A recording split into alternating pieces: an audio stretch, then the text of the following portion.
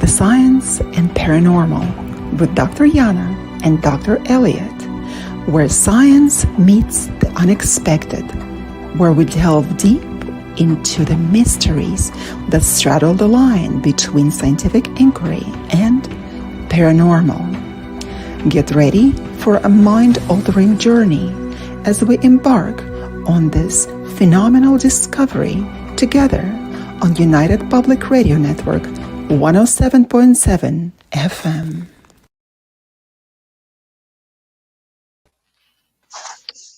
All right, welcome to another episode of Science and the Paranormal. I'm Dr. Elliott. We have Dr. Yana, and we also have a very special guest tonight, Dr. Darryll Walsh. Three parapsychologists tonight, and we're reporting, or I guess broadcasting live from the United Public Radio Network, UFO Paranormal Radio Network, 105.3 and 107.7 FM from New Orleans, and also on Roku TV. Now, Darryll is a very special guest to me because I used to be one of his parapsychology students way back in the early 2000s, and Darryll and I are now colleagues, and we have our own podcast, which we haven't done an episode in quite a while. Doing this podcast, we've been a little bit busy. And we're also part of Ghost Project Canada, which Darryll will get to talk a little bit about tonight. Paranormal, including the hate mail. Including the hate mail. Yeah, I got some a couple nights. Oh yeah, I got some 2 nights ago. I don't want to open it up because I also got 2 scam emails, and so therefore I'm not opening it up. But it says scam. Get a life, and then for whatever would be left on the email that I can't read. Oh, interesting, interesting. Yeah. Yes, we also work with Paranormal Phenomena Research and Investigation, and also the Center for Parapsychological Studies in Canada. So we are very, very busy. And tonight we're just going to talk about parapsychology in general. But first, have you guys seen the movie? It's called The Lazarus Effect. Have you guys seen that?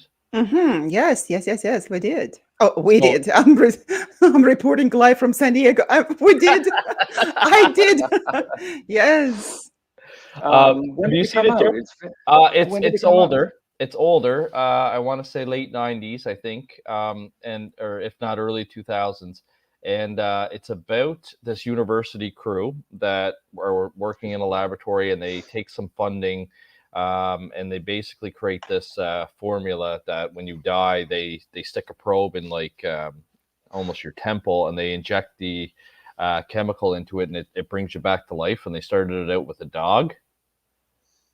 Do you remember? Okay. Remember that? Vaguely remember. I might not have watched the whole thing. It got me thinking about people that pay their money to cryogenically freeze themselves very shortly at the time of death. And I've heard a couple horror stories happen with this, because some companies have gone bankrupt, and they basically like shut everything down, and then you start to turn to basically like soup in these vats or whatever, and then your family has to deal with whatever they want to do. Now there are some that are still, funded, and you pay, a hefty price to have yourself cryogenically frozen. But I wanted to ask you guys, do you guys ever think it'll be possible that they can unfreeze those people, like with nanotechnology or something down the road, where it like repairs whatever was wrong with them, whether it was, cancer or anything like that? Do you think they'll ever be unfrozen? Haven't they done that to smaller animals? I wouldn't be surprised. See, we're so complex that it's a hell of a lot more. It's like a transporter. They could transport a little tiny little gnat maybe, but they can't do us because we're way too complicated, a nervous system and everything. Yeah, it'd be tricky. It would be nice. I think they've done mice. Don't hold me to that. I can't remember. Interesting. I'll have to look that up. By the way, putting something in the head reminds me that's how they kill vampires in Eastern Europe. So, which reminds me. In Eastern Europe. Yes. They were injecting something in the brain? No, they put a spike through your head. And actually, they just found some in England as well. but they'll find them all over the place. They'll find them in the Alps. I think the silver nails. Are you talking about the silver nails? They didn't say, the last one I watched, the last documentary didn't say whether it was silver or not. So, but mostly it's just take them down. Yeah, exactly. Interesting. But I think that in order to bring people back in the future, they have to be frozen now in a certain way, or be programmed to be able to be awakened in 100 or 200 years, for example, and without any destruction to the body or the tissues. Right. Otherwise, they're going to be just frozen, and that's it. And we won't be able to bring even the brain back. It will be the person will be brain dead, and that's it. So I think people have to be particularly specifically programmed for the future unfreezing in order to do that. Do you think? And they also have to have some way that they're not charged with murder if they have to do it while the person's alive. You know, they have to get around that hurdle. And there's always going to be some DA in the States or Crown prosecutor up here that's going to be really anxious to make a name, and, you know, or is against it or whatever, and goes bat, you know, whatever crazy. I'm not sure what the language sign. When you get a fine on this radio program, I know the F word's probably not on, but the S word, I was about to say, that's crazy. And, yeah, I don't know. I know that there would be obviously cell damage from being frozen, so they'd have to, and that's one of the scientific feats that they'd have to overcome. There is the cell damage from the extensive freezing. But yeah, I watched it the other night, and I was like, I forgot about those people that pay to have themselves cryogenically frozen, and I'm like, geez, I wonder if they'll ever, you know, figure out how to unfreeze them. Well, we can, you know, some people have survived being frozen, you know, in a lake. They drowned, and it was extremely cold, of course, and then they you know, they pull them out and they resuscitate them after a long while. And it's yeah, so there's a bit of it. We can almost see it, you know, how it would happen, but I don't know how to get to there, to after death. You know, there was a case about maybe 10 years back in northern Russia. There was a woman that was discovered in one of the graves that was very deep in the earth when they were building something, and they stumbled upon a coffin. That's what they thought. And my understanding that it was a stone coffin, and they opened up the lid. They call it, I think they call it the princess. That was a woman in her late 30s, I believe. And they opened up the lid till, I think I have to get the name right, but they called her a princess at the time because evidently she belonged to some of the noble families, according to the artifacts that she had on her. And what happened is that the people who discovered that, who took the lid off, they saw her being submerged in some sort of pinkish fluid, and she was alive. And within an hour, that pink fluid turned dark, and the entire matter died. That's what they understood. Interesting. So yeah, she was there. That's what I think, for about the past 2,000 years. I know once they expose certain things, to oxygen, you know, if it's been sealed up, that can affect it as well. The other interesting thing that you got me thinking about too is how they have found DNA that they've been able to extract as well from, you know, fossils and things like that. So, I mean, I guess it is possible maybe down the road with an advancement in technology to do it, but you'd be some freaked out if it's like thousands of years later, though. Oh, like the shows Genesis 2, and there's the other one that Gene Roddenberry from Star Trek fame made, and they're essentially identical. But the first one was Genesis 2, and the second one I can't remember. But it's, you know, there's bad people, good people, and, you know, creatures and stuff like that. So it just reminds me, they put him to sleep, and there was an earthquake, and I think it was like 800 years into the future or something. So Yeah, that'd be trippy. There'd be so many ethical things you'd have to consider, and yeah, pretty wild. Darryll, why don't you tell us about Ghost Project Canada, what we've been up to on there, including Other than getting hate mail. Oh yeah, let's start with that. It's more fun. well, it would be, but I'd have to open the email, and I don't want to. But I'm pretty sure when they put scam in caps, they busted caps on me, as the saying goes, and then said, "Get a life." It's almost certainly not. But you know what? Hate mail is a scam. Anyways, so don't even open it up. Yeah, that's true. That's true. Doesn't bother me. Facebook, when Elliott and I were advertising one time about must have been close to Halloween, or Ghost Project Canada, and there was quite a few people that Elliott spoke to, and the one person said to me, and I said, "Well, Ghost Project," he called it some sort of half-assed thing and a scam, and I said, "Well, no, that's not what we're doing. We're not ghost hunters. What we do is we collect all supernatural, folkloric, and urban legends and real things that happen. And what we're doing is going to collect as much as we can in Canada, then the States, then UK. And we're going to do analysis on that and see what's related to what, or if anything, or where something might be seen more often than others. Now, most people will say a ghost ship is seen on the water, on the ocean. But that's not entirely true. It's also seen on land, and it's also seen in rivers. And in fact, there's one of my favorite is the Viking ship that's seen on the river, not one of the unpronounceable rivers that runs into the St. John River in New Brunswick. And the interesting thing is that river leads to where we know the Vikings must have been, because they have had beach nuts and stuff like that. But that's neither here nor there.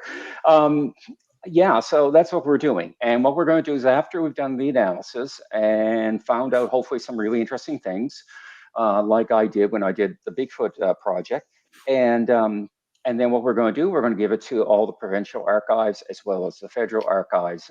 And then any researcher that wants to come afterwards aren't going to have to do all that over again, or try to figure out things. And hopefully we'll find some answers that so far are eluding us. Yeah, it's a kind of a phenomenological study that created there. Well, that's why I put up parapsychological analyst, because that's what I pretty much do right now. I analyze trends and stuff like that. And like I said, I started with Bigfoot first of all. And then if your Bigfooters are listening, you're doing it all wrong. Anyway, because I studied 7200. So yeah, it's when the book comes out, I'm going to get. Speaking of hate mail, true believers really go crazy. So yeah, I've kind of delayed bringing it out just because I haven't felt like being, the target. So, but yeah, other than that, and I work with Elliott, of course, we do research together, and we also do some investigations.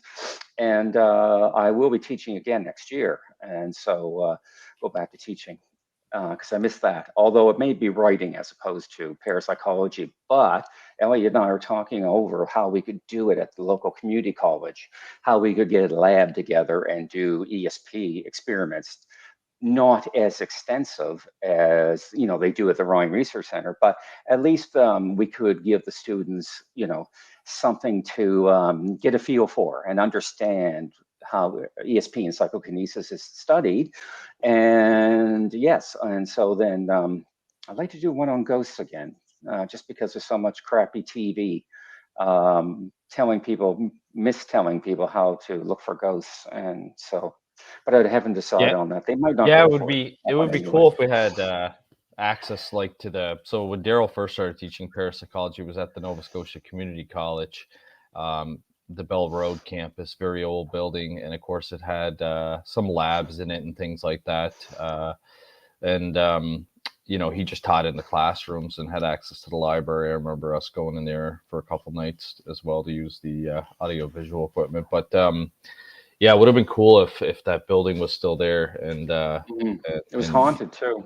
And you were still teaching. Yeah, it's a shame. What they did is they basically tore it down and then built a new super high school there now. But yeah, the laboratory would have been cool because we probably could have used that for a few different things. Yeah, we'll have to see what we can do. We just finished teaching Introduction to Parapsychology together for 8 weeks, and that was a lot of fun. We had a good crew sign up for the courses there. So yeah, that it is was so great, guys. a lot of fun. Fantastic. Yeah, well, everything's kind of moved to online now, and it was good Makes for our it students as easier. well. Yeah. Easier. We just record the sessions. If they couldn't make it to class at night, then they can just download the audio or the video the following morning, and they review it. And yeah, it was fun. It was. The interesting thing is too. Oh, sorry, Yana. I'm sorry. Ahead. So the ESP project, you are planning to do that in person? In the community college? In the class, yeah. In the class, yes. Nice. For students, yes. Yeah, it would be. It'd be really good because I've always had really good students, and I started studying I started teaching in 1996. And other than one class that I had two Easter Islanders on, those statues with completely blank faces. So you can't teach to a stone wall. So anyway, but then I told a dirty joke at the last class, and they laughed more than the other ones who were obviously already dirty-minded. So I couldn't make those two out, but everybody was good. An interesting thing about my teaching, though, Yana, is the fact that I got Elliott doing this more or less, and a broken heart got me doing this. So I suppose you have to, we'll have to thank Adam, because that's the same time the newspaper had an ad for college courses, and I remembered Lloyd Auerbach's book, and where he said you could create your own classes because you're going to starve to death if you try to be a parapsychologist. So anyway, are we guys starving to death? Let's admit it, guys. Let's admit it. We're not making money on it, that's for sure. No, certainly not. And I'm not, on top of that, I'm also an author, and I mean that's the second fastest way to starve to death after poetry. And so, yeah, or novels. And the hate speeches or the hate emails or even texts, even calls that I have been receiving as well, they are so unsubstantiated, because if we were getting a lot of money for what we do, right, and doing this research, they would have said that, oh yeah, you're blowing so much money on it, our own taxpayers' money, for example, right? But we're not doing that. No, certainly not. What we should do is get all those little gold chocolate coins, and next time somebody calls us a scammer making so much money, we can have it all piled up, right? And take a picture and send it to them. Well, I remember when you ran that ad last time for Ghost Project. We actually did get quite a few people come forward with stories and things like that. I can't even remember how many interviews I did for you, at least a dozen interviews where I sent you reports on what they were telling us, and where it happened, and the time and the environment. And I remember there was somebody on there that thought because the colors of Ghost Project Canada are the same color as like our country colors, red and white. I was reading somebody thought that it was a government agency that was created, and that the government was admitting that ghosts exist, because they're like, the government's admitting that ghosts exist. Oh, I hope you didn't dissuade them. I mean, we need all the PR we can get. No, I left it because at least it wasn't like a nasty comment, but it was just funny that some people, And I had the maple leaf on it as well, a certain ways. It's different cards and stuff like that. I'll have the red, white, and a maple leaf, which is our country's colors. So actually I have one right here on my desk for anyone that's watching there. We've got the Ghost Project Canada pamphlets there. So for some reason they thought that the government created it. So besides Ghost Project Canada, once we collect all the stories in the States, the other thing that we want to do is compile all the research to the archives, each provincial archive and national archive, so that anyone else that's interested in researching, ghosts or Bigfoot sightings or anything like that, they'll have access to the data. And of course, I'm looking forward, Elliott, to comparing it to the U.S.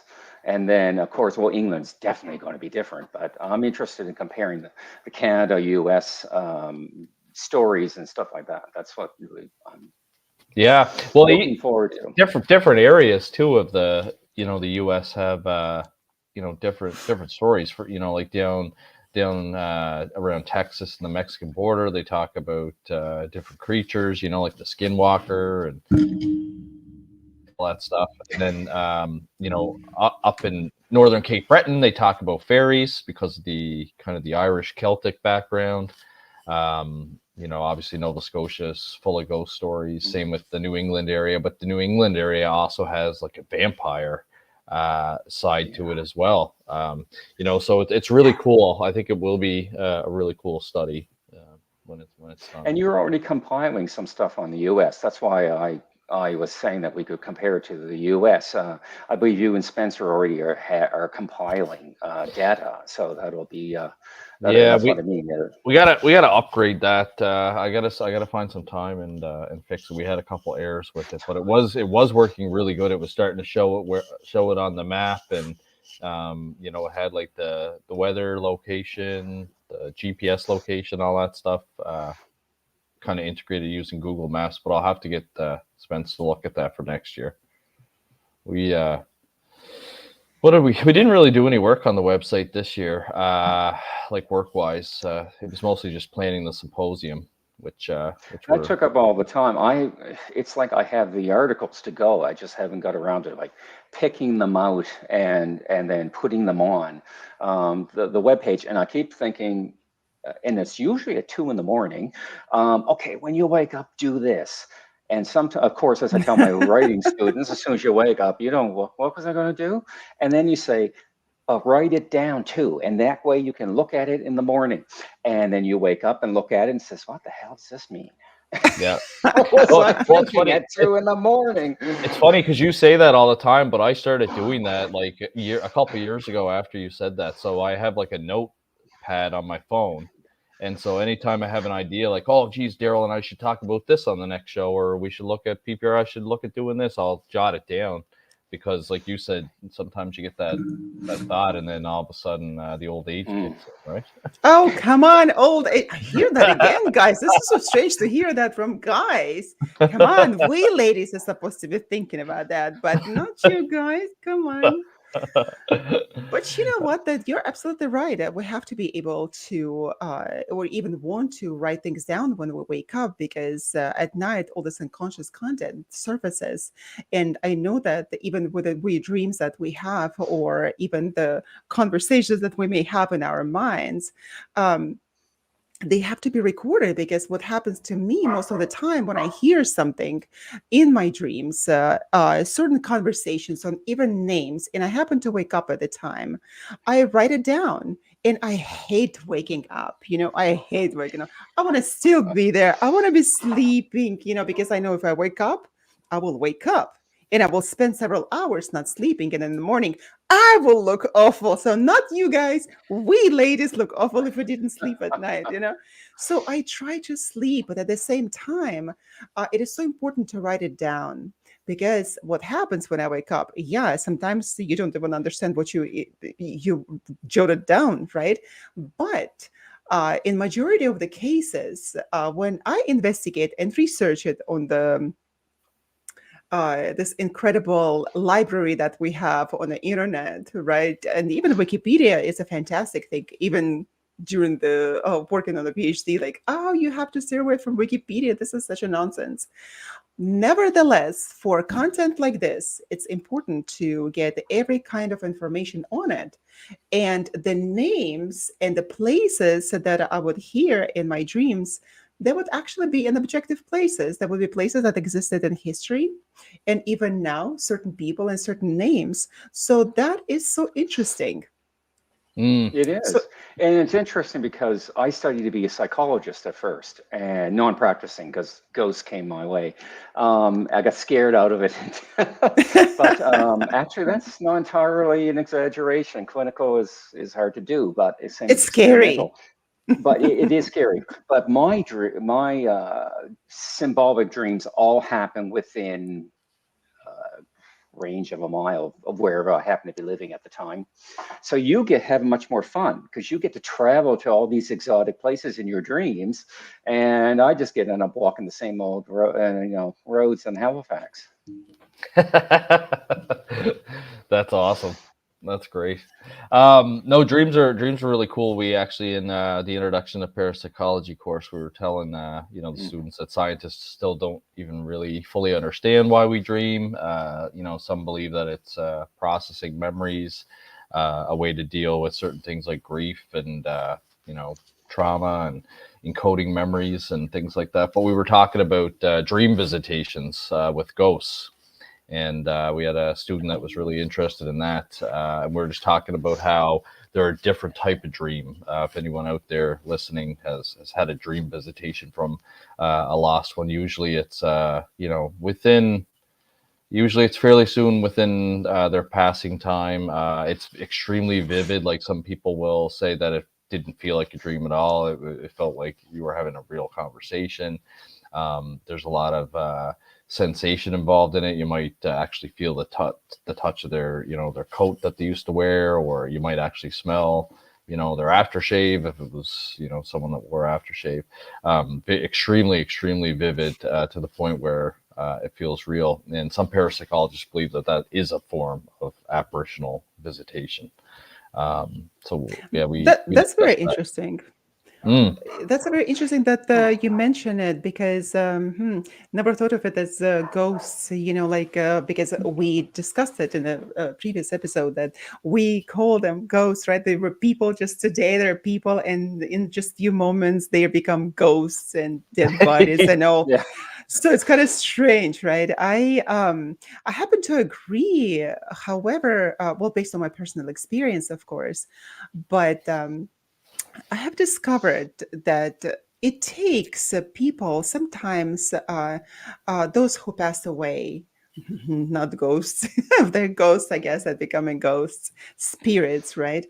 I've noticed that it takes them about 6 months to be able to come back and talk to us at times.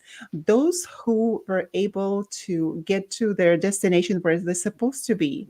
However, those that have not passed and they did not reach their destination, they're still mingling here, trying to come back and talk to us. And I remember myself when I was 10 years old and my grandfather died, who was my entire world. I remember that I could not even cry because he died, because I was in such a shock. But after that, for many years, he would come back in my dreams, and the dreams would be so vivid and I knew that he was coming back. And because in our culture, that was born and raised in Baku, Azerbaijan, but that's also with a Russian background. In our culture there, people do make visitations after they pass along, and it's considered really real. So my grandfather would come back and he would talk to me. Interestingly enough, however, my family would be calling me in my dreams from different rooms, calling me to come because they were calling me to go and have a dinner together, or for whatever different reasons. In every single dream, it was different. So my grandfather would be talking to me and asking me, how are you doing here? Please tell me that I came from the far and I really want to know how things are here. How's everybody doing? And I would be telling him and holding his hand, and that would be so real. And then when I would go to my relatives that were waiting for me in another room and call him to come with me, he would say, no, I'm not allowed to go there, but I will come back to talk to you. So those nearly became the objective reality, because I knew that he would come, and it was not the figment of my imagination, because I knew that he was dead. But for me, all of those visitations were real. And every time we would have a different kind of a conversation. So those kind of dreams, they were not compensatory dreams for what happened to me during the day, for example, during the past month. Those would be the actual conversations that I would be having with him. And he would be mentioning things that he did during the lifetime, and he would be pointing to the objects that I had no idea that they were in those places, but he would just say, go get this here, or I placed this object here, to the point where he was a veteran of World War II, and he had his medals, and his medals were stolen probably a year before he died. It was a difficult time at the time. So his medals were stolen. They were at work and safe. So he told me where to find it. And we were able, when I told it to my parents, we were able to find them. So that is so interesting, because otherwise, how would you have known at the age of 10 and 11 and 12 at the time when he kept coming back and talking to me? So wow. those were the actual visitations. Yeah, that's really fascinating story, actually. It is. Not all parapsychologists subscribe to it, but I can remember doing research on it, and the belief is the mechanism, of course, is a dream, but that your mind is more open to receiving things in your dream. So therefore, the dead can talk to you in your dream, but can't quite come through during your, during the normal day. And don't even get me started on EVP. But yeah, so that's where Elliott and I are always teasing each other about EVP and the Phillips experiment. But yeah, so I thought it was fascinating. But the problem is to how do you quantify it? And although I would collect and have collected those stories, it's how do you quantify it? I can believe it totally, but that's different than proving it objectively. So. Yeah, and those are hard ones to investigate, because it's strictly somebody's personal experience that they've had, through a dream, and usually it's already happened, because it's a dream, and then they're telling you about it afterwards. So yeah, those are definitely.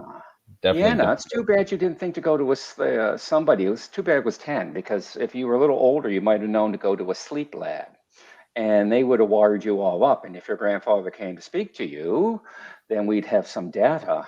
You could say, okay. And if there was anything that's not normal, of course, they would do baseline for you. But if there was anything that was not normal, or any sign that there was a change in your consciousness or an addition to your consciousness, that would be the gold medal we want to see. And yeah, we'd also know probably with MRIs and that where in the brain, and that would be extremely important. At the if it starts time. happening again, get thee to a nunnery, as Shakespeare would say, but get thee to a sleep lab and a nunnery. I don't think so. Not in my case.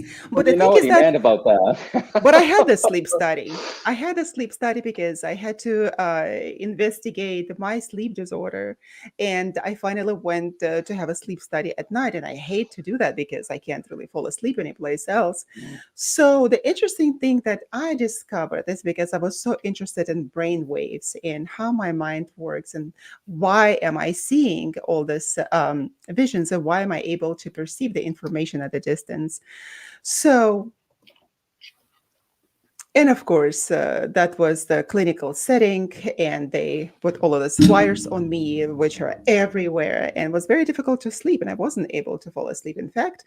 But I was told that the sleep study went fine, and I was able to fall asleep. Even in my mind, I thought that I wasn't sleeping. So evidently they have those ways of really understanding the sleep, when you're falling asleep, when you're awake.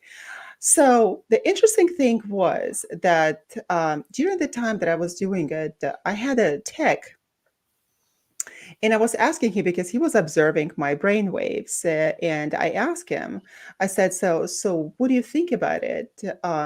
He told me that you were falling asleep just so fine. And I wasn't asleep at the time, and I knew that I wasn't. And I was not dreaming at all. So with him telling me, and also the results of the sleep study, what happens is that my mind operates on alpha and theta waves in an awakened state. So while most of us would be going about our day in a beta waves, which we will be able to comprehend everything nicely and study and work and talk in beta waves. However, for me, it was alpha and theta, something that you would have in a state of deep relaxation, like hypnosis, that I would put people under hypnosis, and they would start having alpha waves, and then after that, the theta waves as well. But the thing is that for me, in awakened state, I have alpha and theta waves. Interesting. I forgot to mention that as well, that Darryll has taken a course as well in hypnosis. So he, anytime PPRI has anything to do with hypnosis, Darryll always had that background, and so it's great. It's great to know that you both have that background. We actually had one of our YouTube followers here ask a question. Any opinions on DMT and dream connection? I know, Darryll, you follow a little bit of drug work and parapsychology. What about you? What do you guys think, Yana? Well, with the dimethyltryptamine and dreams connection, so what is the difference when we are having dreams while we are in a normal state of dreaming, right? And when it is induced, for example, and that is a daytime dream induced by the drug itself. So I remember that I was speaking to several people who have gone, who have gone to Amazon to do the ayahuasca. And the ayahuasca, they have the special concoction, of course, that has the DMT component. And they, in awakened state, not even dreaming or sleeping, they have certain visions. And those visions would be very similar to each other. While they would be different, but at the same time, they would almost all be having the vision of a big, huge snake. So that was very interesting to me. And when I was, he also says that the natural DMT produced by the brain. This is very interesting. Okay, so the natural DMT. Okay, we're going to get to that as well. By having those visions, that would be almost an objective reality because they all like share the same visions. Made me think of how do we have the DMT component that our brain produces naturally. Because during my own research, I was working with a client of mine, and I knew nothing about ayahuasca at the time. That was several years back. And even if I live in California, I still did not know anything about it, believe it or not. And right? That's speaking of hard to believe things in parapsychology. Right? Hard to believe. Yeah. So I was working with a client of mine, and she had a certain situation in her life, and I was looking into that. And I was looking at my own spiritual research, and I was looking into the origins of her problem. And I had a vision, a very interesting vision, which I didn't have any understanding of it because I never seen it before. And to me, it was something very unusual. Even in mythology that I investigated for many years, I did not have any frame of reference of what I was seeing. I saw a woman in the Amazon, in the jungle, somehow dressed in green, but she was hanging in the air. And instead of her skirt, there were long, root type long, what are they called? Vines. The vines. And they were really big and thick, and they looked like it was her skirt. And when I asked her what it was in my vision, I had a spelling of the word because she didn't say anything about it, but I had the spelling and I wrote it down. And at the time, I needed to confirm with a client of mine what it actually meant for her.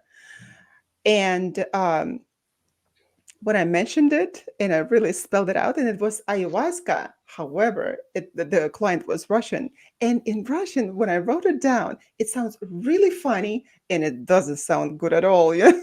It sounds really perverted. And like, man, I don't know anything about it. I said, this is what I heard. This is what it is. And she said that it was ayahuasca, and this is how you need to pronounce it, because all I saw, I had a spelling of it. And I said, well, that's good to know, because otherwise it would be sounding like I really said curse words in Russian. It was so funny. But at the same time, she told me that I saw a goddess Aya. That was the goddess of ayahuasca, in fact. And that was so interesting to me because I did not take uh, any substances in order to do that, in order to have these visions. And a lot of people have to take ayahuasca in order to see her, in order to see those big snakes that are the attributes of the goddess Aya. And at the same time, I was able to see it. So our brain does produce DMT. And in my understanding, that investigating myself on my own, the most interesting subject of investigation, being able to really function on alpha and theta waves in the awakened state, I believe that the pineal gland, my pineal gland, and along with other people, the seers, people with ESP, just like, of course, the Dr. Elliott, him and I always have this ESP moment, extrasensory perception. So in my understanding, our brain, the pineal gland, produces that substance in order to understand the reality around us. So this is how we operate in our brains, even if we still don't understand how exactly it is happening. But this component of DMT, it can also be spontaneous. And this is so interesting because we do produce DMT naturally, but how do we induce it? There are so many different ways, and the breathing exercises that you can do in different yogic exercises. And you are able to produce DMT, even access it. However, it doesn't happen on the regular basis with all of us. So that's why people are trying to access DMT in their brains. I hope that I answered that question. Probably now Dr. Darryll has something to say about it. Well, it has a connection to near-death experiences because it's one of the more, or one of the later supposed theories that DMT,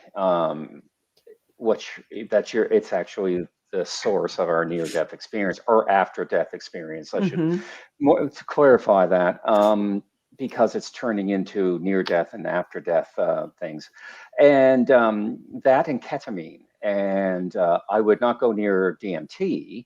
But I've always been on the lookout for ketamine because it only has 15 minutes and under medical supervision, of course.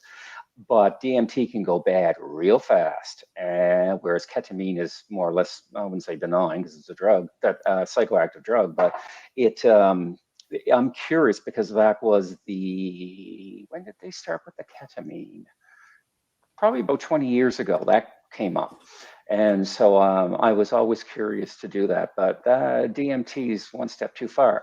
Though I would participate in a very unethical and illegal study, whereas they would stop my heart, wait 5 minutes, then restart me, just like the movie Flatliners. And that could be the only way where we would know. But you'd never get ethical agreement to that. Yeah, Daryl's literally willing to go to the extreme to prove or disprove. I'm going to show up and haunt you. I don't doubt that. I expect to have a couple of visitations. Oh my God. We're broadcasting live tonight, guys, from the United Public Radio Network, UFO Paranormal Radio Network, 105.3 and 107.7 FM from also on Roku TV. We have Dr. Darryll Walsh with us tonight, just talking about parapsychology in general. What's our next topic, guys? Oh, why don't you bring up the Phillips experiment? Well, Darryll has an interesting story that I do. He said he would. It kind of makes him a believer in psychokinesis because, he does believe in ESP and PK, but he does feel that they're weak and not very well replicated in the laboratories, which is one of the criticisms. But he had an interesting interview when he used to film the television show Shadowhunter with Dr. Michael Persinger, who was a parapsychologist and neuroscientist up here in Canada. And Darryll, why don't you tell the story about his PK experience? Okay. And I wish he would have did a study on it, but obviously he just didn't have the time. But yeah, he had a perfect transcription to or depends if the person got lazy or not, because he talked a lot. I mean, Dr. Persinger was on a level that's above most people. He'd be like the Michelangelos of neuroscience. He was taught. I mean, I did not specialize in neuropsychology, but I did take anatomy, physiology, and biological psychology, and a few things. So I know my way around the brain, but obviously not to the point that he does. And of course, since I did study that, things have changed. But so he's going on, and I'm not. It's like, anyway, yeah. So we get back to his office because he wanted to show me something in another building or something, and so we get back to his office. I'm sitting here. He's there, and we get talking about psychokinesis. And we had a thing in Shadowhunter where we would ask every guest every topic we were going to do on Shadowhunter, because they might have something really interesting to say or send us off onto someplace we should go to find out more information or interview somebody or whatever. So we were on psychokinesis at the time, and he says, and I've even observed it. And I just, excuse me. And he said, yes. He said, I had a female student here, and she was on the other side of the desk, and there was a red pen just across the desk, and he said she moved it just by staring at it. And I was at that desk, and so there was no way anybody could get anything underneath that desk and move it. And why they would want to do that, I'm not sure, because he wasn't into psychokinesis. He was more into the God helmet and what makes us have spiritual experiences. And so although at that time I was undecided about ESP and psychokinesis, and if they do exist, I think there's enough evidence to say if they do exist, they're weak and they're rare. So not everybody's going to have it or be able to do that. And but this lady could. And so I had to take him at his word, because he's brilliant.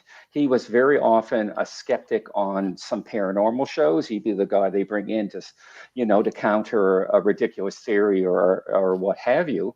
And I was forced to, think about that. And so if he said that, it wasn't just anybody. It wasn't one of us or something. This is, somebody very distinguished and incredibly intelligent. I'd say he's probably one over 150, or was one over 150 IQ. And so I'm, as much as I can't see the mechanism, I can't see how it would be controlled. I can't see where, there's a whole bunch of questions with both of those. I can't, and ghosts, and I can't see the mechanisms involved, but I do have an idea that they're real. And so it's, and I'm forced to by Michael Persinger. He said also, by the way, he said the reason that psychics are so good has nothing to do with them, anything supernatural. Now, this is interesting because he just said that psychokinesis was true. Now he's saying ESP isn't, which is fascinating. And of course, they may not be related at all. But he said the reason that psychics are so good, and the reason I brought up Michelangelo a few minutes ago, was that just as Michelangelo is with painting, these psychics are with body language. And then we're forgetting cold readings and looking up the customer ahead of time and all the other things that can make the person look like, the psychic look like they know what they're talking about. He said some people just are so smart and so observant. They see cues with our body language that the rest of us don't see. And so they're able to, essentially, they're reading the reactions, whether or not you say anything, confirm or deny. They'll see, we do have our tells. And so it was very fascinating to talk to somebody so smart and so skeptical and very critical of some things and very many things in the paranormal. So it's so interesting that he didn't really believe in ESP. Fascinating, actually. Yeah. And interestingly, Kim and Donna didn't hear that, even though they were right behind me when he said that. So I don't know if they zoned out or they didn't want to hear that because they were deep believers in ESP at the time. And so I had this was weeks later. We were back in Halifax going over the McKay Bridge. And I said, you know what he said about ESP, right? Because they were talking back and forth. Because we must have been going to interview a psychic. And I said, you didn't hear what he said? And they just went quiet and then ignored me. So anyway, I'm only the host and narrator. It was, they didn't want to hear that though. Interesting. And I don't, they weren't interested in PK. It would have been cool if he had done, an experiment with that student and wrote a paper on it, because I would hazard a guess that one of the only reasons he believed in it is because he saw it with his own eyes. Probably. And we didn't have a camera on us at that time. Bob was still, as you can tell with the lighting behind me, took a half hour to get this, and this is half-assed. But Bob would take 2 to 2.5 hours to light the place, the location, to match each episode, and he should have gotten an award for it because they're just beautifully shot and the colors and everything. But he didn't have the lighting done yet, so there was no camera on us. And I would have loved to have had that on film, and keep going over it and everything that he said and parse his words and everything in his body language and all that. And he talked other stuff too, but like I said, I can't, there might be gold there. So I'm going to check the transcripts, but I'm not quite sure if they were written out because some people would not have the ability to understand what he was talking about. So. That is so great, guys, that we do this research, and particularly you too. That is fantastic that you even teach that, because speaking about believers and non-believers, like in the scientific world, we don't really go by believers and non-believers. We see that, right? We see that the results of the studies we observe, and then that's how we make our conclusions. But then for the outside world, they need to have the evidence. And you produce that evidence for them. That is absolutely so fantastic that you're putting all of that footage in one place for other people, not just yourselves to do the research on, and for others as well.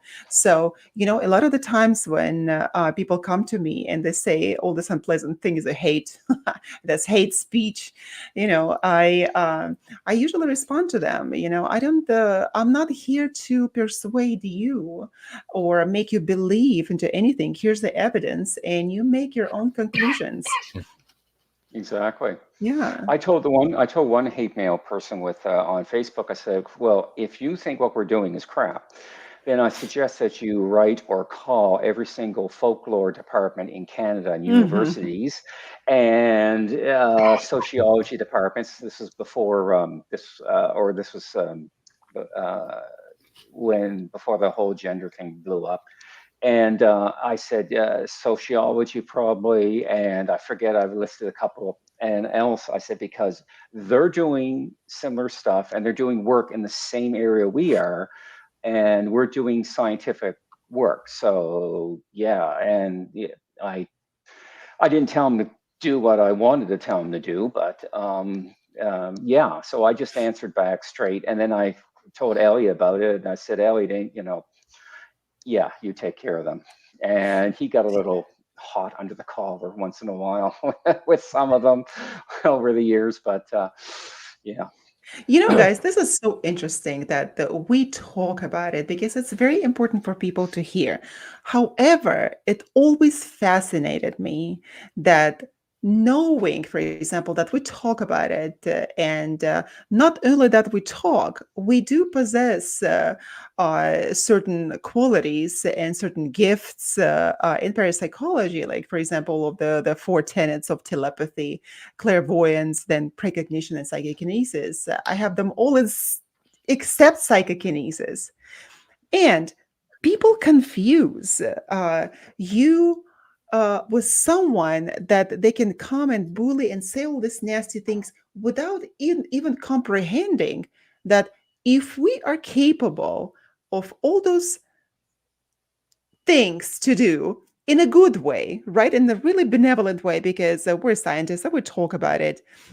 It wouldn't even have to be scientists, but if we already possess all those qualities and the gifts and are able to work for the light and produce great things in our life, helping humanity, don't they think that we can also use those abilities to do something to protect ourselves, or even to have the nasty people in our lives to be able to be quiet?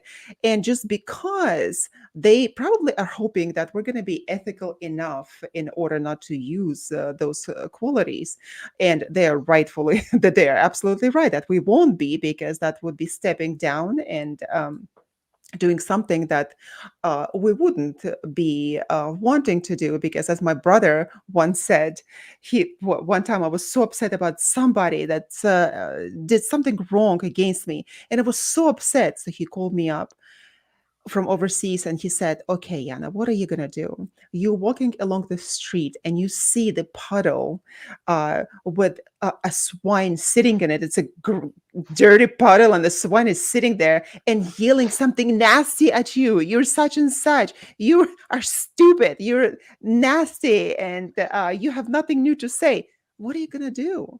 Are you going to come and kick the swine? And by doing so, you're going to become dirty yourself? Or you're just going to forget about the swine as saying nonsensical things, just shaking the air, that's what we call it, and continue on your path. So this is what I prefer to do. But however, people don't understand, if we are capable of good things on such large scale, we're also capable of doing things on the negative scale, but we choose not to do that. Yeah, no, that's very true. There's a saying I heard about people, the critics, and they say, you can, it's like wrestling with a pig. You can, you're full of mud and you're getting really PO'd and you're sweating and all this, and the mud's all over the place and you're having a rotten time. Meanwhile, the pig is just wonderful. Yeah, sweating and being in dirt, just wonderful. Heaven for a pig. It's the proper way, because I can't remember, it's been so long ago, but essentially it's like the pig had a good time. You, of course, came out of it battered and bitten and muddy and all that. But meanwhile, the pig, he's just having a wonderful time. And that's how I look at people like that.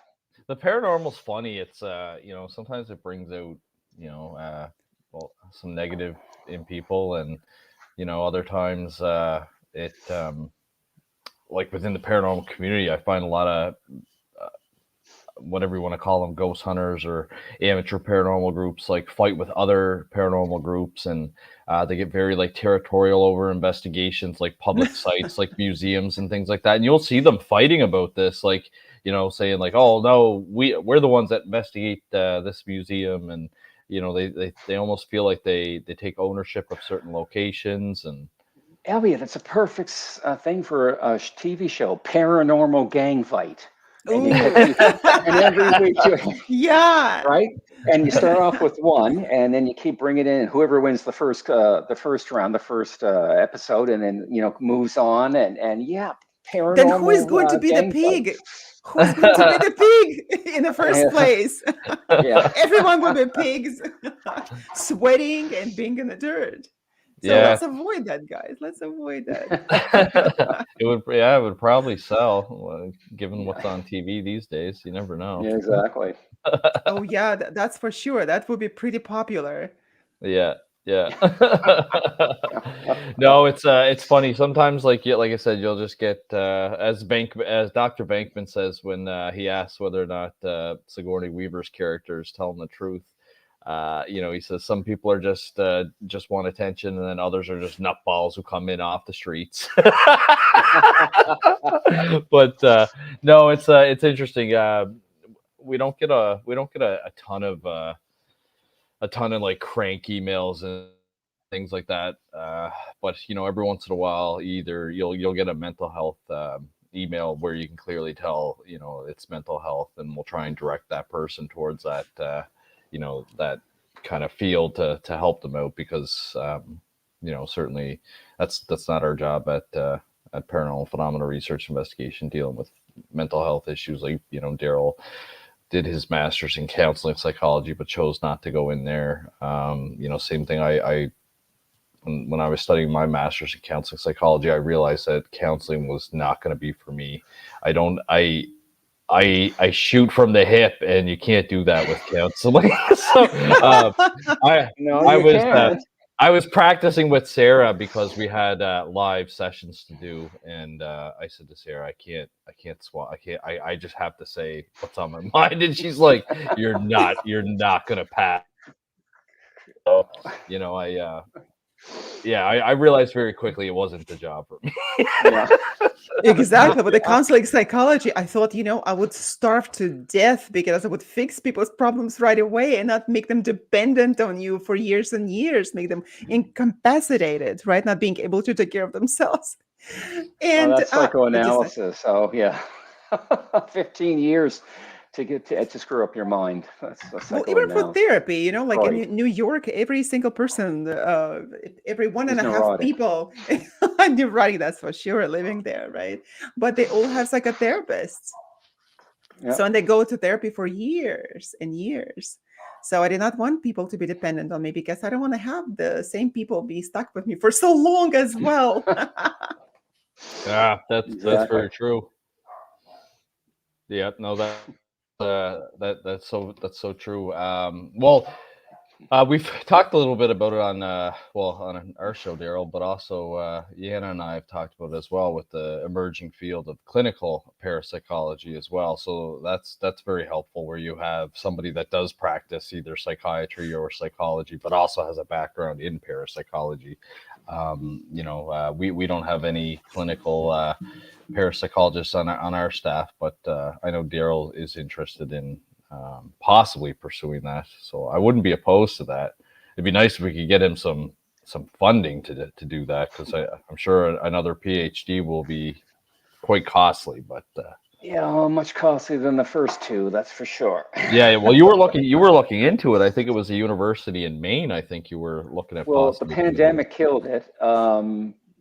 I forget what university I was looking to, and all I had to do was just sign the paper, send in request, you know, for my BA and MA and that kind of stuff. And then the pandemic hit, and well, that took care of it. So I couldn't afford a PhD now anyway. So, and then I'd be wanting to know, do I do one in counseling? Because I wanted to always counsel gay teens that were not accepting ego dystonic homosexuality. In other words, not accepting themselves And unfortunately, I never got there.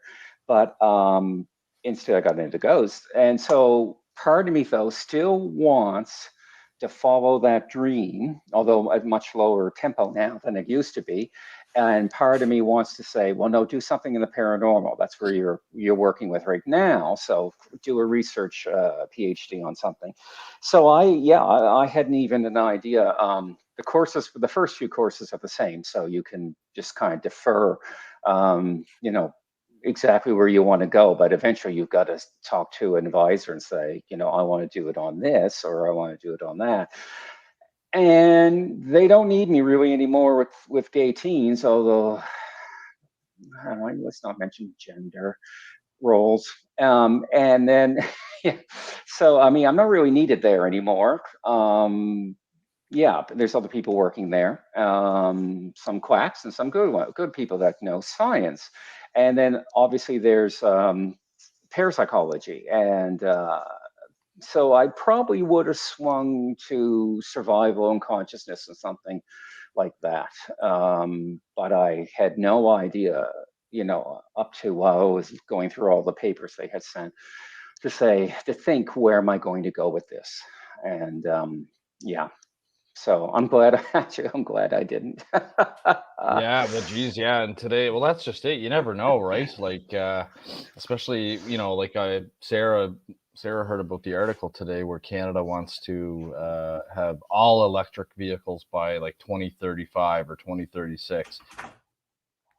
Is this real? And I said, yeah. He's like, I guess if that happens, I'll have to buy a Tesla, one of those white ugly Teslas that Yana and I talk about every once in a while. But guys, how is it possible to have Teslas in Canada? They are electric cars. They're gonna freeze to death. You won't be able to move the car. Probably. When I was up north, I had to have a block heater put in my vehicle, and I didn't even know what a block heater was.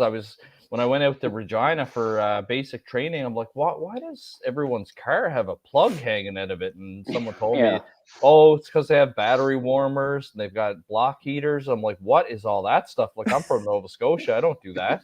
And it's because it's so cold. It's so cold in certain parts. You got to like have a battery warmer. And I know I replaced multiple batteries when I was up north because, they just eventually the cold kills the charge capability on it. And the problem with electric cars right now, like the mother-in-law is a service advisor at Ford. She said some of their electric batteries to replace are anywhere from $20,000 to $40,000. It's very expensive, guys. Very expensive. Yeah. So if it's not under warranty, it's just crazy. But she was all worked up about that. And it's funny though, because you look at your modern day mechanics now, and even they're struggling with how you are a mechanic today compared to the new people coming up, because today it's all computer systems. Yeah. And you basically plug the vehicle in, system tells you what's wrong with it. A lot of times it's just sensors. It's not actually like mechanical issues. And you're starting to see these kind of trades being phased out, right? So it's interesting that you mentioned that, because like today, back when you wanted to do your degree and counsel gay teens, that wasn't really talked about in society. Whereas now it's like very open, and everyone's more comfortable. It was more fun to be gay back in the 80s. Yeah, you said that. Yeah, you said now it's boring. It was more fun because you were doing something illicit, and so it was a lot more fun, and you could have fun with people at university. You and a friend could talk around and say many things without actually coming out to say it. And sometimes some people can be so dense, and but anyway, we didn't do that too much. But it was a lot more fun, and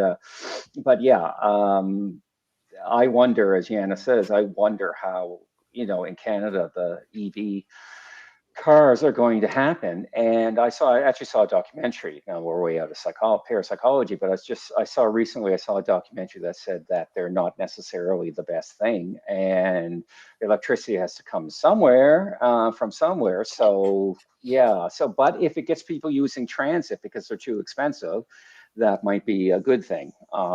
That's assuming we build the transit system to match, but we got a little. It'll be interesting, but it just goes to show you that certain things can be phased out. Even in psychology now, like Darryll and I, we were talking about this in our course. Now that there's transpersonal psychology, which studies spirituality and consciousness, and then there's also anomalistic psychology, which actually studies the paranormal, but more kind of like more looks for psychological explanations and trends and things like that. And 10 years ago, you didn't really see transpersonal psychology or anomalistic psychology, but now it's. Is it a part of transpersonal psychology? Anomalistic? No, it's a completely different version, and it is. Can't even pronounce that. Anomalistic. Anomalistic, yeah. It takes pronouncing over and over again to get it right. Oh no! I was interviewing an anomalistic psychologist, and I couldn't say the word on camera, so we just let him say it, right? Yeah, no, you can mispronounce it, and that will be bad. Okay, it's funny though because 42. No, it is funny because it's called anomalistic psychology, but what it does is it actually examines paranormal phenomena, and it looks at individuals like extraordinary experiences just from psychological perspectives though. So it's really cool. There's not a whole lot of universities that offer anomalistic psychology, but it's out there now, and it's very, very interesting. The other place, if you're interested in academic parapsychology that still teaches it, is University of Edinburgh over in Scotland. They'll let you do your theses and study under the Kessler parapsychology unit over there.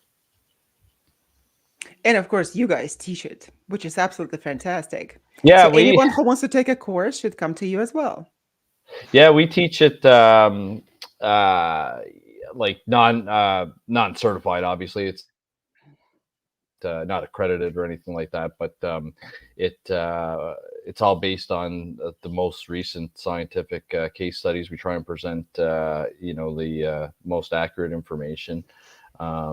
We are right up there with the Ryan Education Center for quality, for sure. We even bring in some guest speakers. We're working on, I know Darryll's going to shudder, the electronic voice phenomena course, but we actually have a audio engineer on our team. So he's going to teach us how to set the tape recorder up properly, for what settings to use, how to analyze audio using software.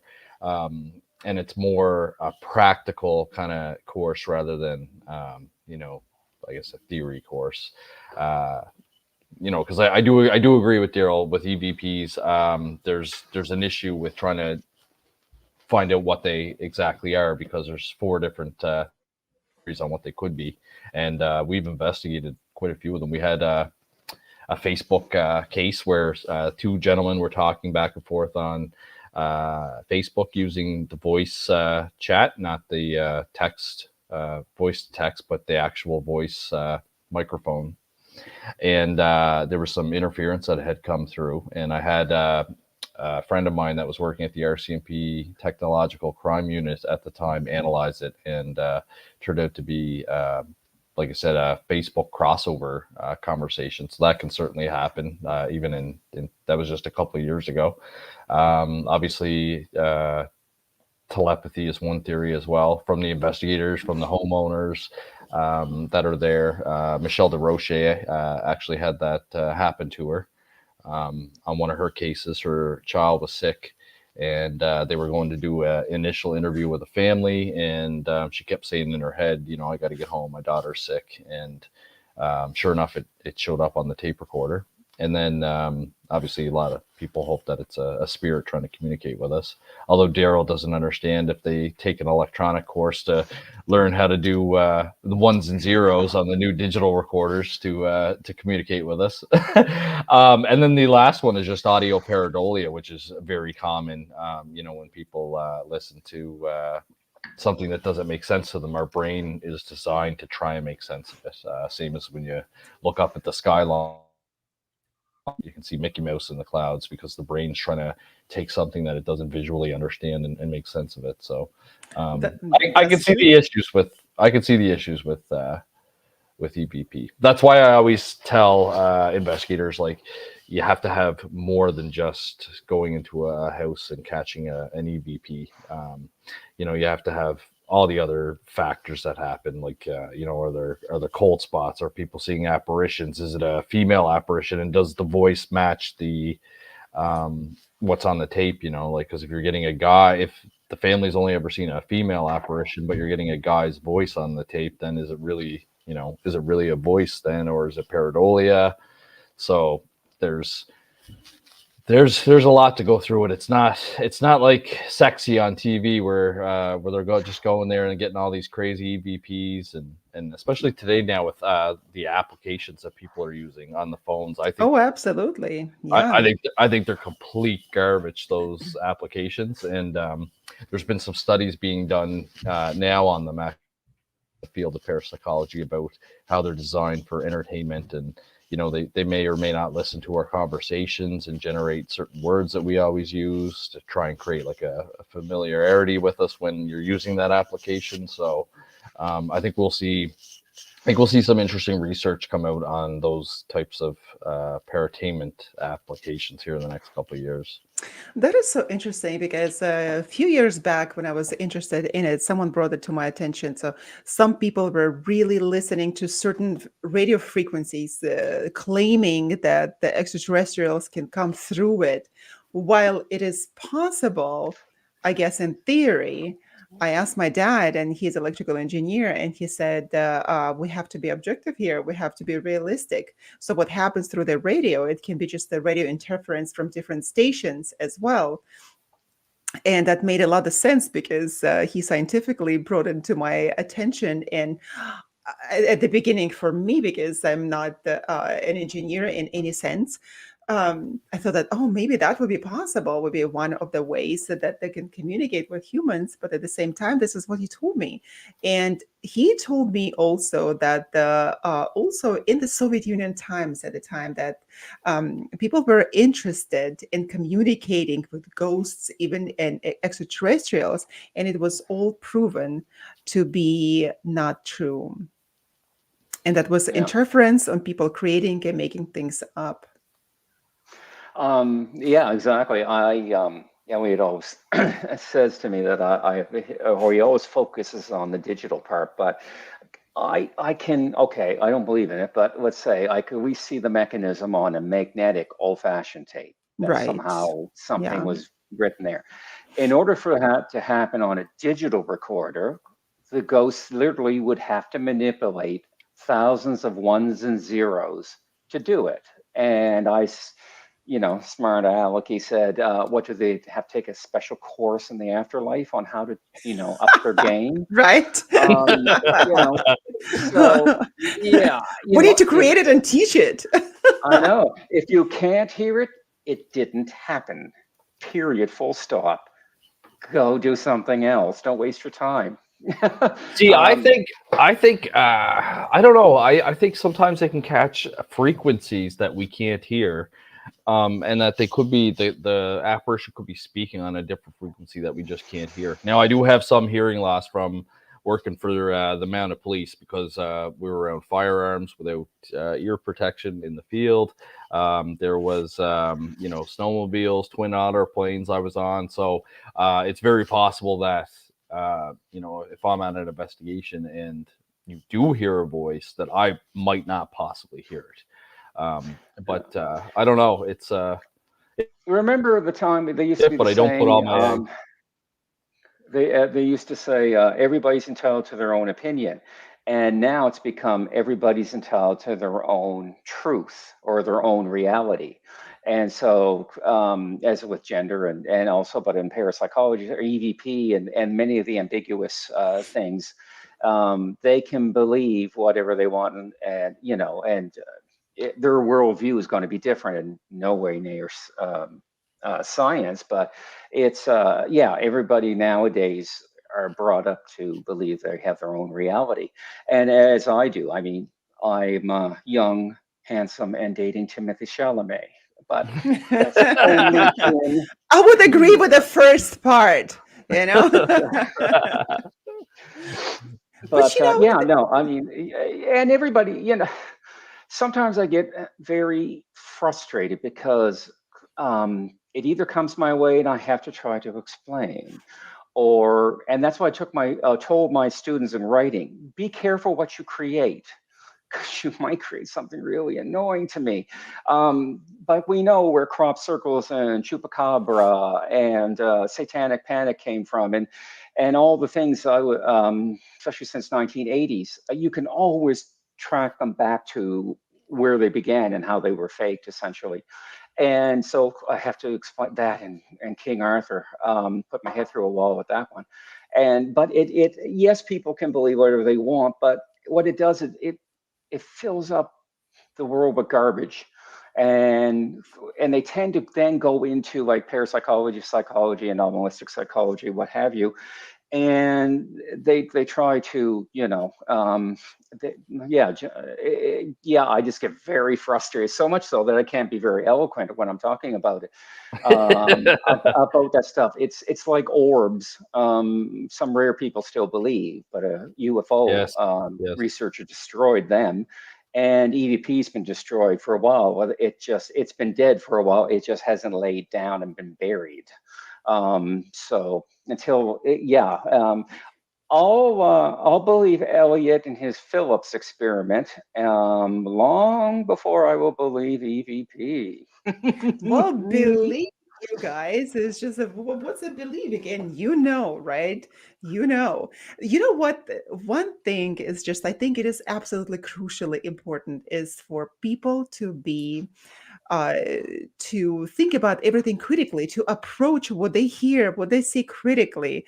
But the thing is that a lot of the people are so gullible in lacking even theoretical understanding of things that they would just believe anything. They're not taught it. Yeah, absolutely. But and then at the same time, it's absolutely important. So if people are listening, it's absolutely crucial to adopt the critical thinking, because I actually didn't meet Dr. Elliott. I didn't meet him on TV. It's like, okay, I met him on TV. He was on one of the shows, and I'm like, oh, okay, he's talking about all that, but there's a lot behind it. And what the EVP, when they're talking about, it is so funny to me that when on those shows that would claim that the ghost was actually German, when people lived in the United States, and that would be United States show, but the ghost was German from 300 years back, and on the EVP, it comes in a perfect American accent. King's English, yes, the King's English. It just happens, like all of a sudden it produces from the other world, it comes here as a perfect American English. It is so funny. Exactly, it's funny. People don't understand that it's not just parapsychology. You have to know psychology, sociology, photography, electronic engineering, physics, parapsychology, physics, yes, chemistry sometimes, weather, meteorology. There were two other ones. So there's essentially, you just can't take a couple courses off the internet. You've got to delve into, don't go to university for all of those. You'll be 92 by the time you get out to start your career in parapsychology. But, at least read a textbook, because you can get older textbooks very easily at used bookstores. And so I always try to look for a Psychology 101, just so I can keep up on a lot of what the research is going in areas that I'm not, interested in, or what have you. And so, but that's what people have to know, is that you really have to know a lot to do this. It's not just some gravy job that you just, at night, go into a dusty basement or a graveyard, and they call that legend tripping. And it's another word too, which I can't remember phrase, but essentially it's akin to masturbation. All it is, you go out, you're excited, you're having a wonderful time, you feel good when you get back, but in the end, it's not real, and absolutely nothing was accomplished. That's one way. That's one way to look at it. Nothing was accomplished. I like it. Nothing was accomplished. That's definitely one way to look at it. Oh, the hate mail I'm going to get. It's all scam. It's all scam. Yeah, exactly right.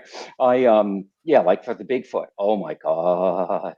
When do Yeah. you think your next book's going to be out? I know you got a few manuscripts that are close. Well, I've got 3 Jack the Rippers, two Bigfoot manuscripts, 3 Jack the Ripper manuscripts. What else do I have? Ghosts. Yes, I actually do my folklore, Nova Scotia folklore one as well. I Nice. just was supposed to do, as well as update my near-death experience book, but unfortunately this fall has been something else, and December has just been crazy, so I haven't been able to do that. But I want to get it out, the Bigfoot one in particular. I saw something on TV the other night, and I said, I better get moving on that again. I was hoping to get, a lot of the original people have died, so I was hoping to get John Green's and John Bindernagle's and maybe Peter Burns, but I research and cases, but of the 7,200, I already know that when I fiddle with putting in cases that I would normally reject, it only swings things like 1%. So I really don't need those, but if anybody's listening and wants to contact me, I'll use it only, confidentially, and the results in doing the analysis. So absolutely do not want to steal somebody else's work. The same with Ghost Project Canada. Elliott and I do not want to steal people's case files. We just want to know if you went to someplace, some lighthouse on, Lake Erie, and you don't have to say a name. You don't have to say the precise location. You just have to say there's something that is reported in the general area of whatever, and and tell the story without giving it away. It can be done, and if it is somebody's case studies in particular, I don't want to horn in on that. I don't have time to anyway, and I certainly don't want even to really analyze it, not for Ghost Project anyway. And so do that afterwards, but in comparison to everything else, not re-investigate somebody's cases. So, but yes, Elliott, you're supposed to give me shit all the time for not doing it. Most people that contact us, though, they're willing to allow us to use their experiences, which is good. Well, maybe the odd person wants a pseudonym used, but yeah, for the most part, surprising too. Yeah, do you get the written consent? Usually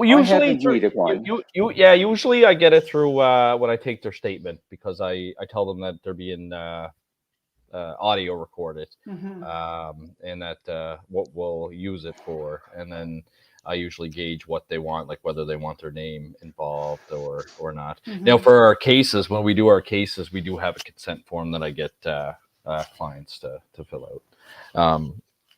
We actually talked about possibly getting insurance for our nonprofit organization in case, God forbid, one of our investigators goes in and breaks something that was really valuable. Darryll told a story, it's actually a crazy story, but when he was working on a television show, Shadow Hunter, somebody made a complaint to our producer friend, literally saying that somebody urinated in his chair at his house. And that there within his line of sight, and there's a stain on the chair, and so she must have taken a look at it and seen some sort of stain on it, and then she ended up having to give him like $75 to have it like professionally cleaned. 2 dogs, 3 cats. It was a ghost, guys. It was a ghost. It was a ghost. Yeah, ghost peed on. Ghost peed on the chair. Yeah, so you just never know. But yeah, that was something that we looked into as well. But yeah, no, we try and have a strict. There's protocol. A lot of paperwork involved in these. There's the ethical thing. So you have to get their permission personally. You have to get the permission to use the location to film it and all this. So I mean, the paperwork can be very extensive sometimes, especially then if it's at a public place or say a business or something like that, then you've got to contact head office and the whole shebang. And it's not, and also when we're doing our investigations, you'll agree with me that you have to tell them, get out of the house. You need to be out of the house for 3 months. We're turning off your power. Get those dogs out. We're going to wire up everything so your electric bill is going to shoot up because we're going to plug it into the garage, not the house itself. We might have to cut those lines, but that's okay. You know, it's not that expensive anymore to put, you know, to do electrical work. Hey, I know somebody's brother-in-law will do it for you. But anyway, essentially, this is what you would have to do, because we need a location that has frequent haunting and is visual, because that's actually the only way you're going to tell there's ever a ghost. There's nothing else that will do that. And so, and then you can take all that equipment that we have, put it in place, and then you can do the analysis of the haunting, because, you know, it's actually frequent enough that you can then get data. And in the last 15 seconds I technically have, because I said, Ellie, I thought it said 12:30. I'll go on to 4. But anyway, you know, one of the things was when I saw a ghost. I've only seen 2 ghosts, and that's been very recently. But one of them, when I saw a ghost of a little boy in this room, and Elliott was in another room talking about parapsychology and what we do, I was so freaked out, I did not remember to go get the equipment. And it's like, I just banged my head against the wall ever since, thinking, oh my God, what could you? I know. You see a ghost for the first time and you suddenly freak out. Oh, that's really professional, Darryll. We can point at the camera like the police do, right? Yeah, well, we just purchased some of those. We just purchased some of those for PPRI, actually, four of them, and yeah, that would have been perfect, actually, if Darryll had that on there, because he would have. Well, either we would have saw one of 2 things. You would have saw that ghost apparition incident happen on the film, or we'd have to investigate further, because Darryll saw it, like, perceptually, but it didn't record on the video, so we'd have to figure out, like, well, what was going on. And that room was horrible. I did not want to be in it. It was very unwelcoming. There had to be infrasound or electromagnetic stuff going on, and that can cause hallucinations in susceptible people. And so I can't say that it was actually a ghost, even though on a personal level, I'm absolutely convinced I saw a ghost. And one of our, when we had the symposium, I was asked to a table where one of our guest speakers and 2 of her friends were there. And they asked me, what's the difference between hallucination and a ghost and reality? I said, well, they're totally different, because I've experienced hallucinations. So it's like, no, not even remotely close. So when they say people are hallucinating for ghosts, they can hallucinate, but you can't, you can't just throw it out and say they're hallucinating, because those are 2 totally different experiences. Now, maybe if somebody only is hallucinated, they might not know the difference in the feeling and everything else that goes with actually seeing something of a apparently supernatural origin. So, but, no, it is very fascinating. Darryll, where can people get in touch with you? For those that weren't watching on YouTube and were just listening, the Ghost Project Canada website is ghostprojectcanada.com. Yep, and ghostprojectcanada@gmail.com. Also, I'm on Facebook, where I have Legends and Monsters of Atlantic Canada, Ghosts of Nova Scotia page, the page Ghost Project Canada. I've got a bunch of pages, so and that's my name right down there. I don't think I have the BD in the name, but I might. And I'm on LinkedIn, and I'm on all social media and stuff like that. So you're just omnipotent.